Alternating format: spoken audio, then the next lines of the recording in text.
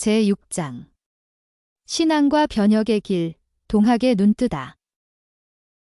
나는 이 말씀을 매우 공감하여 아버님께 부탁해서 관상에 관한 책인 마의상서를 빌려다가 독방에서 3달 동안 꼼짝 아니하고 공부하였다. 그 방법은 거울을 앞에 놓고 내 얼굴을 보면서 한편으로 얼굴의 여러 부분의 이름을 배우고 한편으로는 내 관상의 기륭을 연구하는 것이었다. 아무리 내 얼굴을 관찰해 보아도 귀격, 귀한 사람이 될 얼굴 생김새, 이나 부격, 부자가 될 얼굴 모양과 같은 좋은 상은 없고 천격, 천한 사람이 될 얼굴 생김새, 이나 빈격, 가난한 사람이 될 얼굴 생김새, 흉격, 성질이 사나운 사람이 될 얼굴 모양새 뿐이었다. 지난번에 과거 시험에서 실망하였던 것을 상서에서나 회복하려 하였더니 제 상을 보니 그보다도 더욱 낙심이 되었다. 짐승 모양으로 그저 살기나 위해 살다가 죽을까 세상에 살아있을 마음이 조금도 없었다.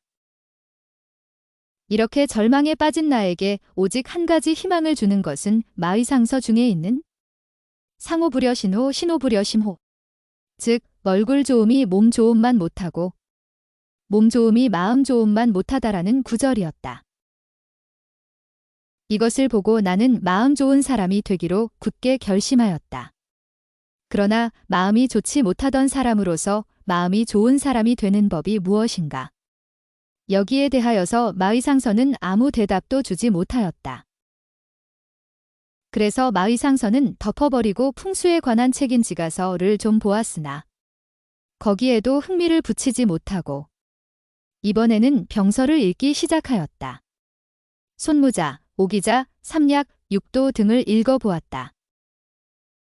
알지 못할 것도 많으나 장수의 제목을 말한 곳에 태산 보거전신불망동 여사졸동감고 진퇴여호 지피지기 백전불패 태산이 무너지더라도 마음을 동치 말고 사졸로 더불어 달고 씀을 같이 하며 나아가고 물러감을 범과 같이 하며 적을 알고 나를 알면 100번 싸워도 지지 아니하리라.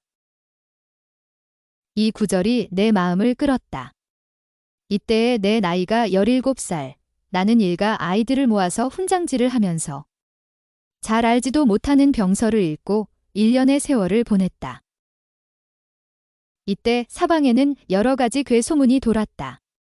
어디서는 진인이 나타나서 바다에 달리는 활운선, 기선을 못가게 딱 잡아놓고 세금을 받고야 놓아주었다는 둥.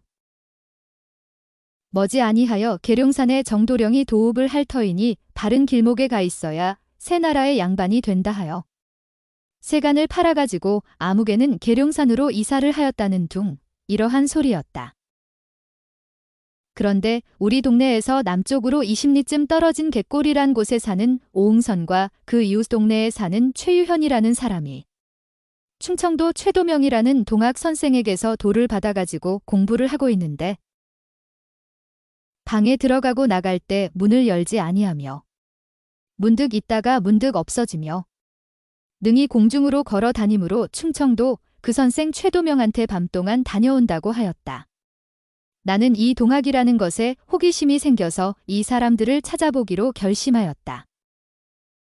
나는 남에게 들은 말대로 누린 것, 짐승의 고기, 비린 것, 생선 고기를 끊고 목욕하고 새 옷을 입고 나섰다. 이렇게 하여야 받아준다는 것이었다. 내 행색으로 말하면 머리는 빗어서 따아느리고 옥색 도포에 끝목띠를 띄었다. 때는 내가 18살 되던 정초였다. 갯골 옷이 집문전에 다다르니 안에서 무슨 글을 읽는 소리가 나오는데 그것은 보통 경전이나 시를 외우는 소리와는 달라서 마치 노래를 합창하는 것과 같았다. 공문에 나아가 주인을 찾았더니 통천관을 쓴 말쑥한 젊은 선비 한 사람이 나와서 나를 맞는다.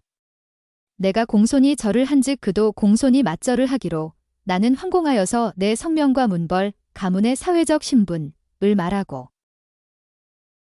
내가 비록 성인식을 하였더라도 양반댁 서방님인 주인의 맞절을 받을 수 없거늘 하물며 편발 아이에게 이런 대우가 과도한 것을 말하였다. 그랬더니 선비는 감동하는 빛을 보이면서 그는 동학도인이라 선생의 훈계를 지켜 빈부귀천에 차별이 없고 누구나 평등으로 대접하는 것이니 미안해할 것 없다고 말하고 내가 찾아온 뜻을 물었다. 나는 이 말을 들음에 별세계에 온 것 같았다.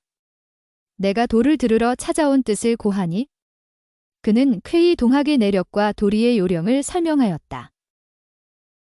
이 도는 용담 최수훈 선생께서 천명하신 것이나 그 어른은 이미 순교하셨고 지금은 그 조카님 최혜월 선생이 대도주 동학을 대표하는 제일 높은 직위가 되셔서 포교를 하신다는 것이다. 이 도의 종지, 종교의 취지로 말하면 말세에 간사한 인류로 하여금 개과천선하여서 새 백성이 되어가지고 장래의 진명지주 하늘의 뜻을 받아 어지러운 세상을 평정하고 통일한다는 참된 임금을 외시어 계룡산에 새로운 나라를 세우는 것이라 하는 것 등을 말하였다. 나는 한 번 들음에 심히 환희심이 발하였다. 내 외모가 나쁜 것을 깨닫고 마음 좋은 사람이 되기로 맹세한 나에게는 하느님을 몸에 모시고 하늘의 도를 행하는 것이 가장 요긴한 일일 뿐더러 상놈 신분의 한이 골수에 사무친 나에게는 동학의 평등주의가 더할 수 없이 고마웠다. 또 이씨 조선의 운수가 다하였으니 새 나라를 세운다는 말도 해주의 과거 시험에서 본 바와 같이 정치의 부패함에 실망한 나에게는 적절하게 들리지 아니할 수 없었다. 나는 입도 동학에 입문하다 할 마음이 불같이 일어나서 입도 절차를 물은즉 쌀 한 말, 백지 3권, 황초 한 쌍을 가지고 오면 입도식을 행하여 준다고 하였다. 동경대전, 팔편가사, 구물가 등 동학의 서적을 열람하고 집에 돌아왔다. 아버지께 오씨로부터 들은 말을 전하고 입도할 의사를 말하였더니 아버지께서는 곧 허락하시고 입도식에 쓸 예물을 준비하여 주셨다. 이렇게 하여서 내가 동학에 입도한 것이다. 동학에 입도한 나는 열심히 공부를 하는 동시에 전도에 힘을 썼다. 아버지께서도 입도하셨다. 이때의 상황으로 말하면 양반은 동학에 오는 이가 적었고 나와 같은 상놈들이 많이 모여들었다. 내가 입도한 지 불과 몇 개월 만에 연비, 전도하여 얻은 신자가 수백 명에 달하였다. 이렇게 하여 내 이름이 널리 소문이 나서 도를 물으러 찾아오는 이도 있고 나에 대한 아무런 근거 없이 떠도는 말을 전파하는 사람도 있었다. 그대가 동학을 하여 보니 무슨 조화가 나던가? 하는 것이 가장 흔히 내게 와서 묻는 말이었다. 사람들은 도를 구하지 아니하고 요술과 같은 조화를 구하는 것이었다. 그런 질문을 받을 때에 나는 이렇게 대답하였다. 악을 짓지 말고 선을 행하는 것이 이 도의 조화이니라. 이것이 나의 솔직하고 정당한 대답이건만은 듣는 이는 내가 조화를 감추고 자기네에게 안이 보여주는 것이라고 생각하는 모양이었다. 김창수가 한 길이나 떠서 걸어 다니는 것을 보았노라고 말하는 사람도 있었다.